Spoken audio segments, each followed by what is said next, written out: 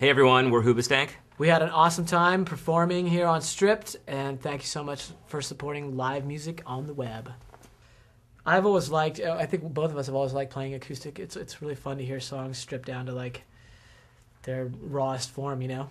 I think you can really tell if a song's that good. If it sounds good with just, the basics, then it'll, you can't ruin it by making it heavier or making it bigger.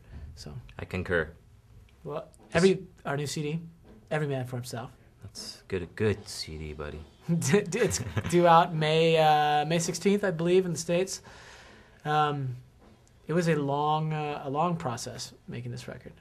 We started back in January of 2005 and hit the studio in like July or something like that, right? I forget, something like that. But I don't know, I mean, it was one of those things where we. I don't know. It's really hard to describe. Like, how was the creative process? I mean, it's just something you have to do and you love to do, and it's kind of different every time, you know.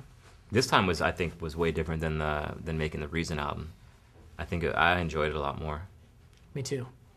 Well, I mean, the expectations are different. There were some expectations going from the first record to the Reason, just because our first record had some success. It was platinum in the States, and so everybody was like, well, what's going to be the next Crawling in the Dark and this and that? And we didn't know. Like, honestly, we didn't care at that point. And there wasn't a next Crawling in the Dark. It was its own thing, So we had a big, a successful song with The Reason. And so now you hear that, like, is there going to be another Reason? And honestly, we don't know. And we never tried to make another Reason. And I'm hoping that we'll have a successful song that doesn't sound like either of those, and just kind of keep going from there. At home, I play music a lot with my with one of my best friends who lives with me, and we just goof off and we play all these cover songs, and Civil War happened to be one of them. And I remember him saying, he's like, dude, you guys should really cover that song. And I've always loved the song. It's a great song. And every single time I'd go there to jam with him, he would always ask me, have you talked to Doug yet about covering Civil War? And I was like, no, I haven't. And then one day we were just running through a bunch of cover songs that I could think of or you could think of, and I happened to play it. And it was just sounded kind of cool, and it's just a rad song. We used to play that song all the time because it was on our first record, and we played it last show, didn't we? Yeah, we actually for the touring cycle on The Reason, I don't think we played it once. Yeah, for 2 years I don't think we played it. And then we just resurrected it again. So. And that's another one of those songs that Doug was talking, kind of goes back to what you were talking about. It was written heavy. It's a heavy song.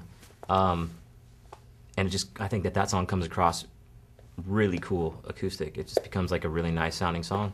Mm-hmm.